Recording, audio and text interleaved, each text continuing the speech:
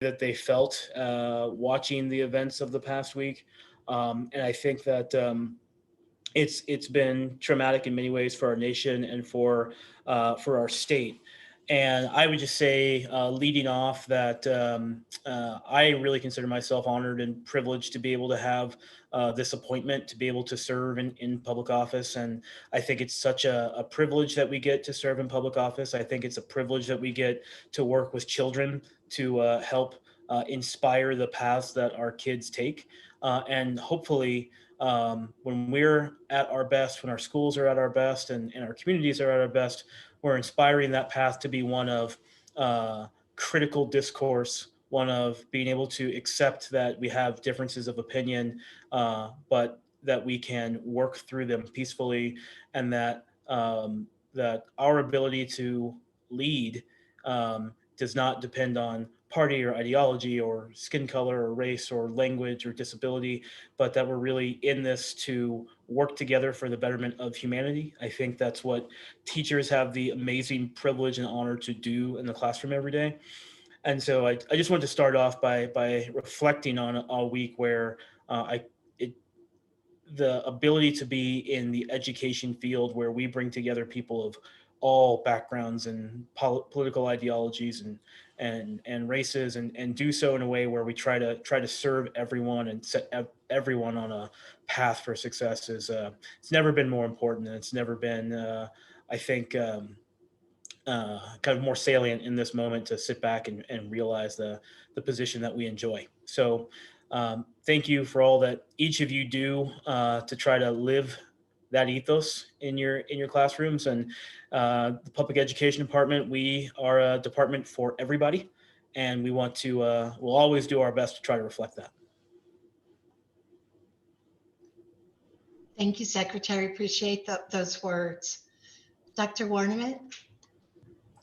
I think we can just open up to questions, because I really like to honor the teacher voices in the room. So thank you. Appreciate that. So I'll probably just go one to Secretary, and if you need to pass it off to each other, that's fine too. But so we'll start with the Secretary, and then we'll go to Dr. Warniment. And I kind of know your wheelhouses, but then Kata, I have some of Kata's wheelhouse here too. So I'll just throw them at y'all, and you can figure out how to work your way through them. So one question comes to us from Farmington, and it's about FFCRA that has expired. And this person is very concerned for women that they're working with that are pregnant right now and are very fearful of returning to work. And they've been told that FFCRA has expired, and they want to know, what are we doing to protect our employees, and especially our employees that are, doing the greatest work of all, which is, bringing children into the world. So whoever wants to take that, I think Dr. Stewart. Yeah, I'll jump into this one, and it is true that did expire in the new year. The kind of good news, I'll call it kind of good news, is that there's nothing preventing the extension of those benefits. It's just no longer mandated. So we all still, every HR department and employer still does have the ability to continue offering those benefits. It now comes down to a local decision. I would say that the broader issue of employees dealing with leave issues based on COVID, based on the pandemic, has been something that Mary has really been very much an advocate for, a champion for. We've been in discussions about how we support workers during this time. And so we've earmarked some funds specifically for thinking about how we protect workers who might have COVID-related leave issues. And we're going to be working together. I think we even have a meeting scheduled tomorrow, if I recall correctly, to continue thinking about that. So it's certainly something that's very much on the minds of the state. Again, I think we'll do the best we can with the resources that we have to try to support employees who are impacted with these various leave issues. But I would say a couple of things. One is making sure your local board members know how important these items are for you. And then really importantly, we have a new federal administration that's going to be coming in. So we need to keep the advocacy going with the new federal administration about how important these protections are, and continuing to reach out to your congressional delegation to make sure that we're in the next COVID relief package, continuing to try to put this at the forefront. Thank you, Secretary. Yes, and I believe President-elect Biden is speaking this evening on putting forth his first 100-day plan. So I know we're all interested to see what is in there. This question is for Dr. Warniment. And again, I think this is more, well, I don't know if special ed, if that's a kata thing, I think it is, but so I can continue to be very concerned about students also, and the impact of COVID on them. And I know almost every time we speak, I bring up that I'm concerned that the vaccine hasn't been tested for people under 16, and that we really don't know the long-term effects of the virus on kids. And but this question comes from a long dedicated, long-serving special education teacher. And that is, what accommodations will be provided for students who have had COVID-19 and who are now experiencing side effects? And will districts need to write 504 plans for these students? Yeah, thank you, Mary. Thank you for the question from the teacher who asked that. This is a great question. So definitely, I think a 504 is a plausible solution. Thinking about it in terms of, the range of illness that impacts all of us, and students in particular, whether it's the common cold or flu, or you might have chickenpox. And so what's the impact of chickenpox in your school performance, and what's reasonable as an educator to ask and or expect for the student in that situation, versus something that's pretty long-term, like mononucleosis. And so students can get a 504, right? If you have mono, if you're out for a long extended period of time. So I think it's definitely appropriate in some cases. And I think range of accommodations can include, everything from amended work, or support systems, an individual type plan, right? That really is accounting for specific things that that you're asking for the student to do. Or I think that, the one thing that you want to be careful of is that the student is still doing work on grade level. So that's the only thing that I would say, but it's definitely appropriate.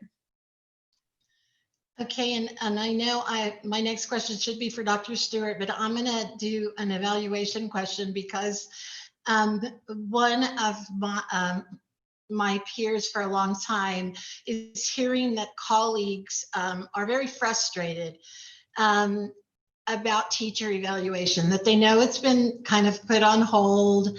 I have an explanation in my newsletter that's going out today, how I even use your words that we're test driving it this year, and that really the full rollout will be next year. But I hear what you all say to superintendents, but then I hear what my people tell me is happening in their district, and this I hear all the time, and that is, I don't know if it's just excitement or over too much exuberance, but there's just a lot of evaluation over and beyond what may be appropriate for this setting, and especially with a new tool. And I know people feel like there are new components and they haven't all been trained, and there is a lot of frustration. So could you just address evaluation this year and what it looks like to you? Of course, Mary, thanks. So sort of two parts to this answer. The first is more immediate, that I really recognize that, and there's a few things that we're doing to really support and alleviate teachers with this pressure. The first is something that actually just went out today, so it's sort of new, and it's that we are removing any deadlines whatsoever. So there should be no deadlines to any of this process. Principals aren't required to submit, teachers aren't required to submit an observation per certain deadline. I think this is really important because there's enormous flexibility in that space in terms of teachers' ability to kind of have some space to think about when they, the relationship that you have with your administrator and how you choose to be evaluated and asking for that support in a much more feasible way. So no deadlines for the remainder of the year. The other piece about this that's flexible is that we aren't turning out any summative reports. There's no reports that will happen at the end of the year. So it's really just a process of experiencing the pieces of this new evaluation system. Things like, this is our PDP and how it probably should be connected. This is what an observation would look like and or feel like, although this year is a little bit wacko because it's remote, right? So it's a chance to kind of move through it with extreme flexibility and knowing there's not going to be a report at the end of the year. I think that's real important to say to you because while we as a public education department may gather data, it's not at all going to be in any form or fashion echoed back at you as a way that, really is an evaluation, to be honest, right? So we're kind of using this term evaluation, but it's not necessarily going to be there. It's simply experiencing a new system with different parts that will help support you. So that kind of gets to the second part of this answer, and that's what we're attempting to do with this new system is actually a complete 180 of what it is, and had the privilege of Mary supporting us in this process of really thinking through what a supportive evaluation system would be. And I think that the lessons that we learned from this year, including what worked and what didn't, will really help us next year as we move to kind of formalize something. So I hope that helps. And I know how wound up we get about evaluation and Dr. Warniment can tell you this, and it's a little painful for me to reflect back, but I cried one day when we had the big evaluation meeting, and it was about actionable feedback during walkthroughs because I had been listening to you all too much, and just how that feedback had been not used correctly, because really evaluation is supposed to be to help us be better and to also to acknowledge the work that we're doing, and everybody in life should have some type of an evaluation, but I know that they don't always turn out that way. So it is like a super important topic though, and we will continue. This meeting tonight was going to be all about evaluation, but we changed it up because we just thought there are too many other things of such great importance that we needed to spend time on that. So I'm going to go back with a tough question. Dr. Warniment, did you have something else you wanted to add? I would say two things. Like it's important that we are here because we also hear from you, and I think that what I'm taking back from this is maybe some work around telling the principals or working with the principals a little bit to let off some pressure. So that I will take back and work with my staff in terms of maybe some of the coaching, because we actually have set up a community of practice with administrators in Canvas right now to talk them through what this system is and how it becomes a really supportive system instead of a traditional evaluation system, as you would concern. So maybe some of the work that we do there is towards support. Thanks. Thank you. And I think that is, you keyed right in on what the issue is they feel more punitive and not helpful. And therein lies the issue. So this question, this next question is for Dr. Stewart, and it really comes from around the state. And we had multiple people ask it in different ways. And so the question itself is, will the vaccine be administered to all teachers who want it before we return to in-person learning? So that's a piece of it. Other pieces were, are you going to force people to take the vaccination? That's another piece. And So along those lines, so just a lot of questions, and we just put out today too, for your information, the national president of AFT and NEA did a webinar about the vaccination and why we're encouraging educators to take it. And so I want you to know that we've already started in our campaign to try to start talking to educators about the vaccination and that type of thing. So over to you, Dr. Thanks. I know this is a big hot topic, and first of all, the answer around are there mandates around the vaccine? Can you be forced? We don't have any mandates around the vaccine, so there is no. You're not forced to take it. Districts aren't. There's no requirement that you need to take it. So you have that choice. We certainly encourage everyone to get vaccinated, but that will be a personal choice. In terms of the other question, which trying to see it, can you remind me of the other question again, Mary? That's the first time you've ever not remembered like all 5 parts of something.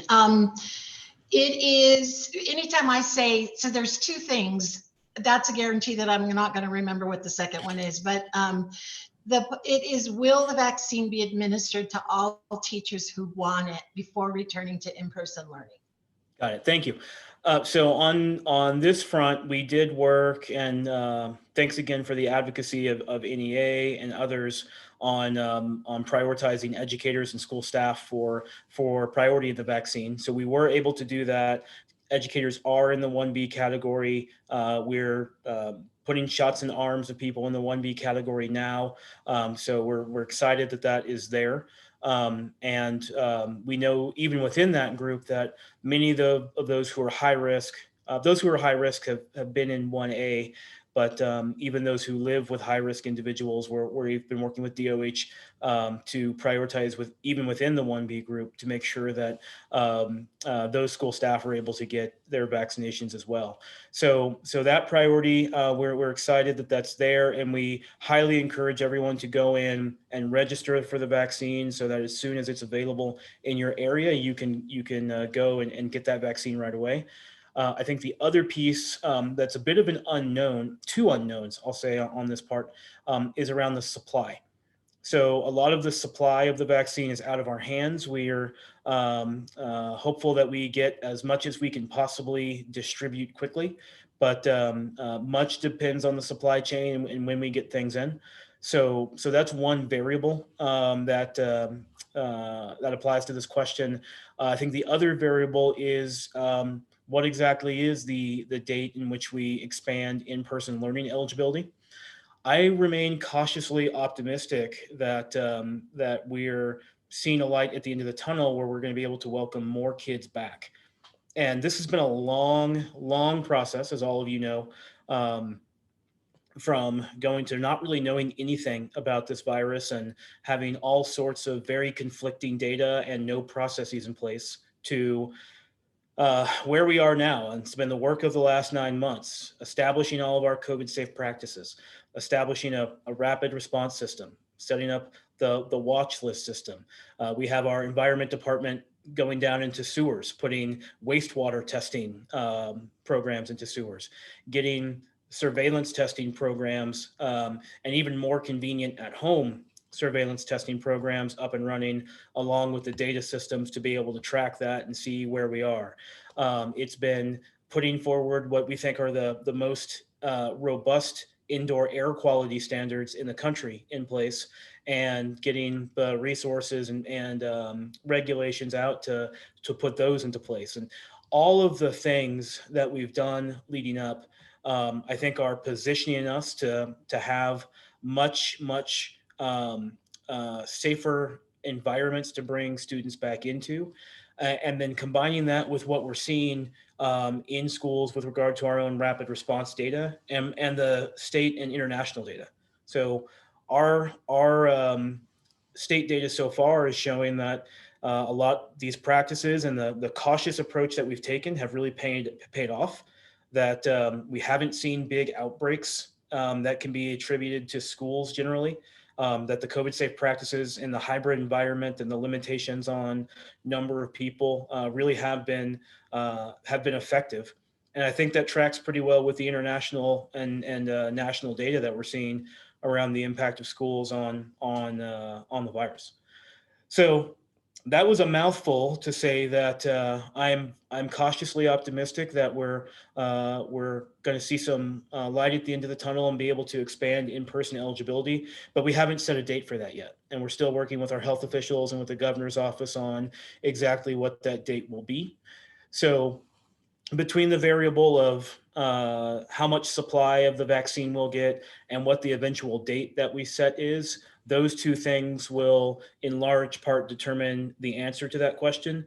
I do think that we'll get a lot of teachers and school staff vaccinated here in the now through the immediate future. I can't give a guarantee around what percentage of the school staff that vaccine will have been administered to when the ultimate date comes down. So that's still a to be determined.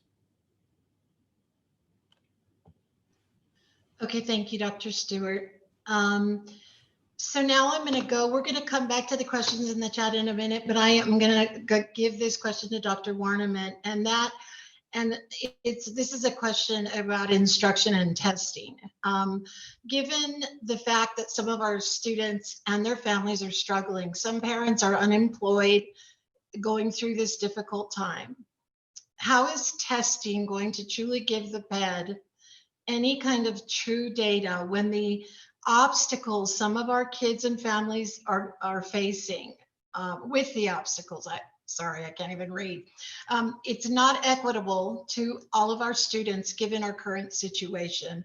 And this educator, and I believe this is from the Northwest region of our state, also would like to know, or maybe this one's from Cuesta. I think it's from Cuesta. Do you think this is fair? And if you just speak to testing and evaluation, please, Dr. Warniment. Sure. Thanks, Mary. And thanks to the educator who asked this. We have some news today. I made an announcement, the superintendent phone call, or Zoom call, I should say, this morning, that we are going to pursue a waiver as a state to pause administration of all of the high stakes or large scale summative assessments for this year. So we will be, again, pursuing a waiver for those assessments. To that end, there are a lot of the reasons that we're citing for this waiver are a lot in line with what that educator is saying. The data would be invalid for a number of reasons. We want to prioritize the socio-emotional well-being and health of our students and our families and our teachers. And when we do return to in-person education or in-person instructional models, we want to prioritize instruction, right? And not testing. So we're excited to do that. I think it's in line with the core values of myself and the secretary. We are moving forward with that. That being said, we're also, it's incumbent upon us, and it's in state statute really. So we are held to do this. It's incumbent upon us to sort of have a landscape analysis of where are our students and how do we do that in the most practical way, or in the way that sort of honors students and teachers in this whole space. So if it's in state statute, it's not just a federal law, it's actually state law that is that says the public education department is required to do this, and our districts and our charter schools are required to do this. We're going to do sort of a two-pronged approach where we will also ask for districts and charter schools that are would like to volunteer to do some assessments and or testing these I'm not going to call them high stakes because we would remove any of the high stakes components from them, including participation rates and or impact on accountability, anything like that. But ask if you'd like to volunteer to just take the test. And then in addition to that, it would be a choice of the individual student and family level. So really, really based in choice. But that would give us kind of an idea of just taking a sampling to be able to see where students might be, while also honoring, right, that this is not going to be our priority and it should be an individual choice right now. Particularly concerned with issues of connectivity from some of our students have had to deal with over the past 6 or so months, so, or more. But that's a short answer. Okay, thank you. And yeah, so I think what ends up happening is the way things are presented again to many staff members, and is that this is a mandate from the state and we're absolutely going to do it. And I know that a lot of times that is not true, that it's not a mandate, and for whatever reason, the information that's being put out is not reaching the educator. So you heard it from Dr. Warniment, where they are right now today. They've decided to put in for a waiver. I just heard on my previous call with our president, Becky Pringle. She just got out of a meeting with Dr. Miguel Cardona, and he still hasn't committed whether he's going to give waivers or not, because that is a question that people across the nation are asking. But as we get more information on that, we will certainly update you about it. So thank you very much. Mary, one thing I'd like to just say, put on your radar, all the educators and for families. One of the things that we have to do in applying for a waiver for the tests at the federal level is send out a survey to community members for input. So please be on the lookout for that when we send it out, because it will be really important for you all to give input into the reasoning and or support for us in applying for this waiver. So. Thank you. So I'm going to go to the chat now because there is a question here, and it's about collaborating with our native tribes. So, and I know yesterday I was in a meeting with Dr. Stewart, and he had to get out of the meeting, and it was with the governor also because he had another meeting with the tribal leaders. So, so the full question is, how is returning to safe measures for learning being looked at, and collaborating with Native American tribes in our state on reservations and tribal lands? So I'll just put that out there if that's for Dr. Warniment or Dr. Stewart, I think. I can jump in first, and Gwen, please feel free to add on anything I miss. So I would take this from a couple of different lenses, and one of them is related to the public health orders that I know Navajo Nation has put out a public health order, and some of the other pueblos and tribes have put out public health orders as well. And that is specific to their lands and some of the extreme increase in cases that they've seen in their communities. And so we've tried to be very clear with districts around respecting tribal sovereignty during this time, and making sure that districts who have schools that are on lands or who have many students who come off of a reservation and into the schools, that there is collaboration there, and that that we are respecting the public health orders that get put out. And so we've had a number of conversations with Navajo Nation on this, as well as the All Pueblo Council of Governors as well, to try to make sure that we're aligned there. And then in addition, we meet with the tribal education directors pretty regularly to talk through all of the different procedures that we have. So that includes looping them in with our Engage New Mexico work. And it's also included providing all of the guidance and CSPs that we've developed. And then also making available all of the tools that we have through rapid response. We coordinate pretty closely with DOH and CYFD on all matters, and how anything that we put out in terms of safety that we're looping tribes in on it.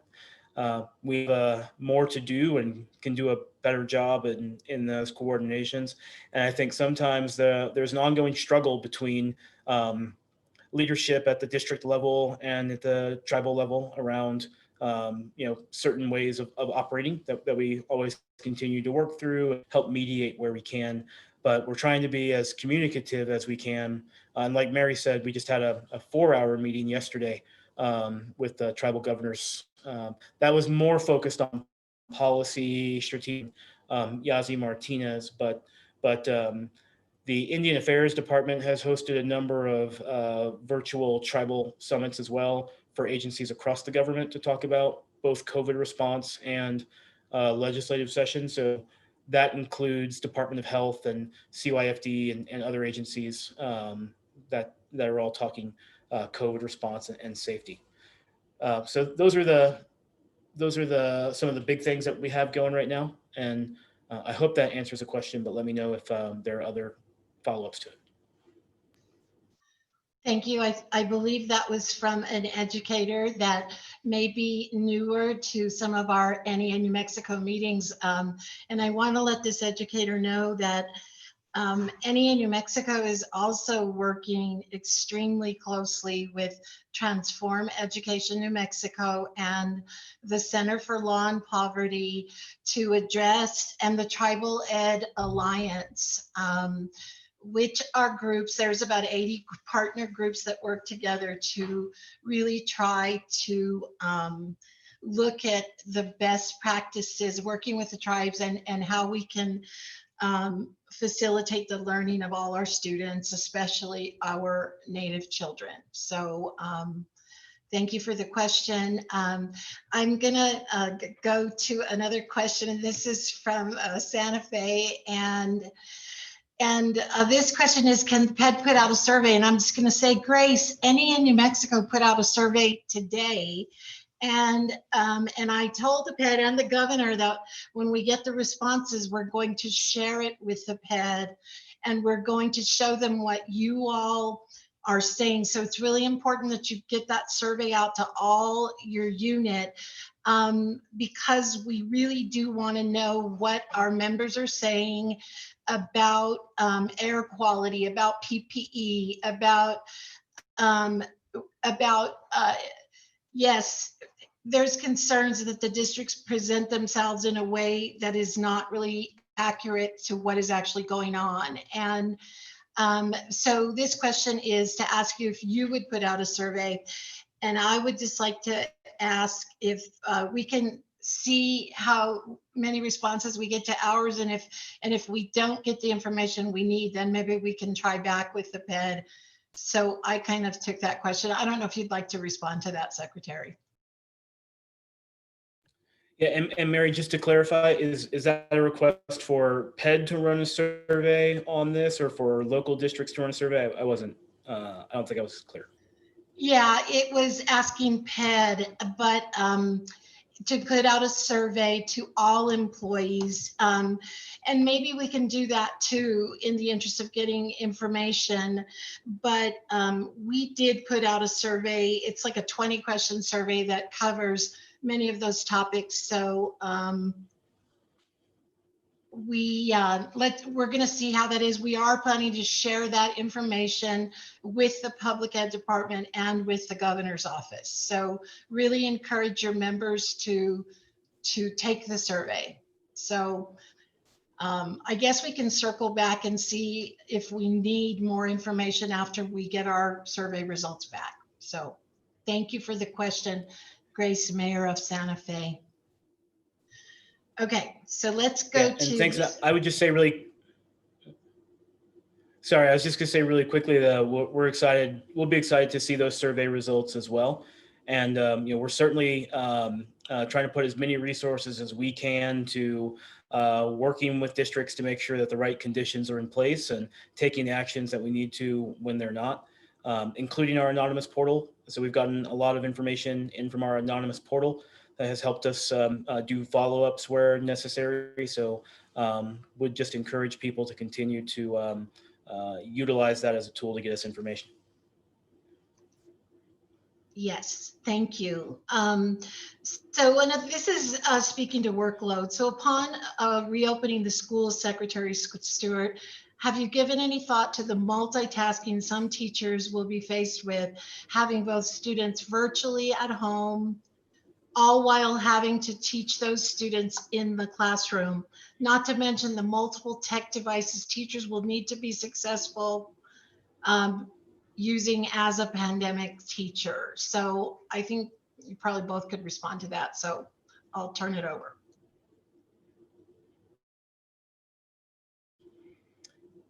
Gwen, do you want to start, or do you want me to jump in first? Go ahead and start. Okay, so for most of the pandemic, I've actually had a weekly focus group with teachers from around the state to talk through what's happening in their districts and their schools and how that's been working and workload. And I think one of the things I've heard pretty consistently is teachers are really working incredibly hard, harder than ever during the pandemic. I've heard it's tough to you don't really know where the lines are between home and school anymore, especially when you're working from home. People are reaching out at all hours of the morning, quick responses and so on. So I've definitely heard many teachers who have expressed that.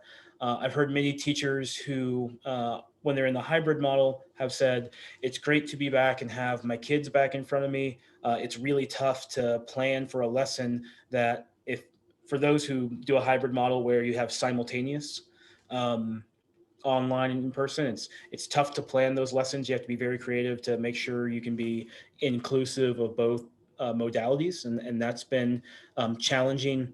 And then there's others who have a hybrid model where it's asynchronous, where you're only teaching the kids in front of you, and then the kids who are at home are working on something asynchronously, and there are challenges there as well, where you're planning two different lessons in that span and trying to make that work.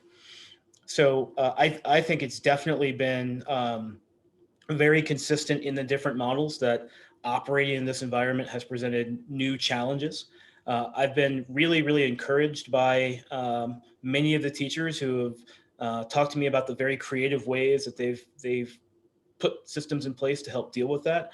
But I think that not to sugarcoat it at all, it's more challenging to operate in this pandemic environment with these different models than it was when we're doing the things that we were used to.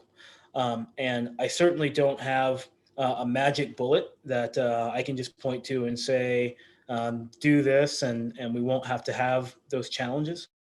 But I do think that through some of the work that Dr. Perea Warniment has led and others around professional development, I think the new infusion of resources that we have, we're going to have about $400 million that go to districts for use over the next couple of years to be able to help with pandemic supports that can include things like technology, can include things like professional development and more support. And then at the public education department too, where we've invested in our statewide learning management system, other kinds of professional development opportunities that can help give more ideas and ways to manage through this. But I do certainly appreciate the sentiment of this question, and that it has been a major lift on the part of teachers, and I can't express more gratitude for the fact that even in all these challenging circumstances, teachers are doing it. Teachers are making it work, whether it's from home virtually or whether it's been in hybrid or the small groups. Teachers have been stepping up to the plate. Gwen, I don't know if you wanted to add anything on that. Thank you, Secretary. I deeply appreciate how much you're so gracious with teachers and really recognize the entirety of the profession and how much it is. I mean, it's so it can be overwhelming and it's emotional, and just thank you. I would say to everyone that I try to keep it myself in a place of constantly reflecting on what is the exact work that you're going through. And I do that by reaching out to my best friends who are teachers and my mom. So my mom is a teacher and she is confronting this and having to deal with technology in a way that she never has before, right? She's an older veteran teacher, and so she's really struggling, and I just ground myself and try to support her in a very real way, and really think about what's practical. So I think the one thing that I would say is be gracious with yourself and know that less is definitely more in all of this, right? That it's not that the expectation upon yourself and your students right now is not necessarily about, it shouldn't look at all what it looked like before, and just experiencing and or connecting with your students right now is the most important piece of all of this. So thank you for that response. And I just wanted to share that Dr. Warniment also has a graduating senior in her household. And I lived through 4 of those, and it is hard. It is hard on the graduating senior. I shared with her that in 2015, when my baby graduated, that was the year that Governor Martinez decided, and Scandera, they changed the graduation requirements like twice during the year and then they applied it to the kids that were going to graduate. It was just so stressful for the student. Like, I saw my daughter and the stress that she went through. So yeah, it's just, it's hard on our students too. It really is. And I know you've seen that with just the demands in this virtual setting too, that we're putting on kids, and the crazy things that I think is we don't all see what everybody else is having them do, that sometimes it just is crazy the amount of work that we give kids too. So I don't know. I thought I wanted to share that. So, so this next question is one that really bothers me. And this one comes from Santa Fe also. And I'm seeing a lot of this, and I really think that this is the opposite of what we need to be doing right now. But the question is, our district eliminated 15 teaching and staff positions that were vacancies at the start of the school year, and just reduced, they had a reduction in force of 27 nutrition workers because of budget constraints due to loss in federal reimbursement monies for lunch distribution. Does the state or PED have monies to send to districts to prevent further layoffs from happening?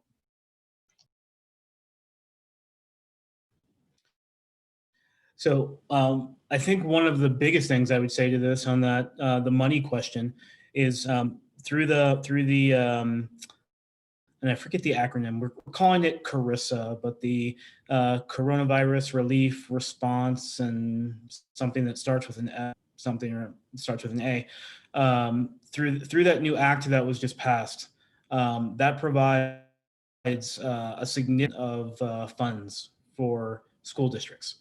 So of the money, about $400 million is going to go directly out to school districts for a wide range of uses, including maintaining salaries, keeping people employed. So I think there is going to certainly be a pot of money that districts have that can help offset some of these costs. Now, what is also very explicit in is that those monies go directly to LEAs, and the LEAs decide on their use. That's not something that PED has the ability to direct. So I think that there is certainly a conversation to be had at the local level around where the priorities are, uses, how districts are going to make those decisions about what gets in service of exactly this question, and we know other priorities with regard to navigating through the pandemic. So the short answer is yes. I think there's a lot more money that's coming into it, and the other part of it is we don't control the vast majority of it. Thank you. Okay, I know we're getting close to the end here. So this was a suggestion that we got, like if we were able to waive the tests, it would add instructional days, which would make all the legislators happy. So, you know, can we waive testing and use these days for instruction? And I think you addressed that at the beginning. And yeah, it's this question about our educators, parents, community rejected attempts to mandate extended learning. Your options for our students in our district. Is the PED in support of the legislation requiring mandated, you know, the mandated extended learning time or K5 plus? So the executive recommendation for the budget just came out. So I'd certainly encourage everyone to go take a look at the education section. I think we've got a lot of really exciting initiatives and programs in there, and how we can, even during this pandemic, it calls for an increase in budget. Both the legislature and the executive call for an increase in the education budget, which is great. We could not have predicted that. We would have fought for flat just even a few months back. So the fact that we're able to have an executive recommendation where we're increasing funding for education is really good. In terms of the executive rec, we do not have in our recommendation the mandatory extension of K5 plus and extended learning. What we do have are a couple of things in regard to those programs. So one of them is we're proposing taking the existing appropriations for K5 plus and extended learning time and combining them together along with CTE programs and community school programs. We know that not all of the funding for K5 and extended learning time has been spent in these last couple of years. So it basically leaves a big chunk of money, which is reverted to the reform fund for use in a future year. And so what we'd like to see is any of that leftover money schools can use to stack a K5 plus program or an extended learning time program with more funding for community schools and with more funding for CTE. And we think that will really unlock a lot more funding for those really important programs. In addition to that, our proposal has looked at the reform fund, which we project will be over about $150 million when all is said and done at the end of this fiscal year going into next. And we've said that we would like to start a new index called the Family Income Index. And the Family Income Index would be a method to get additional funding to the schools that serve the highest number of our lowest income students in the state. So really in line with our equity agenda, and that could be used for things like extending the school year. It also could be used for things like family resource centers, and it could be used for things like additional counseling supports and social workers, things that we know that schools who have a disproportionate number of low-income students really need. So, so we have a proposal to put that as a new funding mechanism into the funding formula. We also have another part of our recommendation to provide more money for our tribal communities in line with the tribal remedy framework, and so that we'd be able to put significantly more resources behind recruiting more Native American teachers, developing more Indigenous language programs, curriculum development, and other priorities that are laid out there. A behavioral health landscape analysis is part of that recommendation, so that we can have a strong baseline on which we prioritize more funding in behavioral health. And I'm forgetting something big, and I can't remember what it is, but more funding for digital devices and technology. So that's the executive recommendation with regard to K5 plus extended learning and the reform fund. It's going to be an ongoing conversation throughout the session about where we wind up landing. And I know that there is a lot of interest on the part of some legislators to do a more mandatory extension of the school year. Thank you for that answer. So And I think the question in the chat is just can they use money from the reform fund to hire back staff? But I think some of this new money from the federal government could be used to hire back staff, correct? I mean, the question really is, they're trying to problem solve to get some of the staff back that have been riffed. So how does that work? Do you know about using the reform fund? I think will probably be more targeted, but there is going to be more federal money coming, more than likely. So Yeah, the reform fund is one-time. It's one-time money. Well, the federal funds are one-time money as well, but they have a longer use period. The newest funds can be used for the next 2.5 years. I think, but a lot of the federal money does flow, like I said earlier, directly to the local level, and is at the purview of local boards. So a lot of that decision making really does take place outside of the purview of the public education department when it comes to how some of those employment matters work. okay, so I think we are right getting to time, and I know you have probably been in front of your computer screen all day long and into the evening. So we just really want to thank you for joining us this evening, and we appreciate your partnership, and we're going to keep it real for you. And I'm hoping that everybody will make sure that all employees, whether they're members or not, will encourage folks to take that survey so that we can get this information to the secretary and to the governor. And so we want to thank you very much for joining us, Dr. Warniment and Dr. Stewart. And thank you, presidents, for sticking with us this evening, and hope you have a great rest of your week. Thank you, everybody. Appreciate you. Bye. Good night. Thank you, everyone. Thank you, Mary, for the invitation. Thanks. Bye. Good night, everybody. I hope we can see each other in person soon. Have a great 3-day weekend. Okay, Thank you. Have a great weekend, Thank everyone. you for all Bye. the information. Bye, Bye. Billy. Thank you Thank for you. doing this. Thank you for all the information. Good night. Thank you.